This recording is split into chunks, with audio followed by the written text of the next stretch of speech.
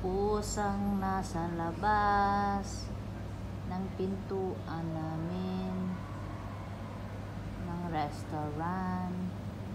Diyan lang siya gabi-gabi. Ayan, tapos na yan siya kumain. Binigyan ko siya ng pagkain tsaka tubig para naman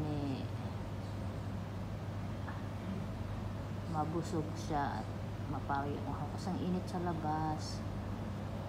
Nakakaawa naman. Ayan, malaki na yung tiyan niya. Happy tummy na si Meow Meow. Ayan. Makapurkat din siya lagi. Yan siya nawawala. Diyan niya nasa gabi-gabi yan sa labas ng pintuan ng restaurant. Kaya hindi na binigyan ko siya ng pagkain at tubig. Balik na naman sa dyan. Tulog na naman yan sa dyan. Malaki na yan. Meron kami taga-bantay. Meron kami security guard sa may pintuan.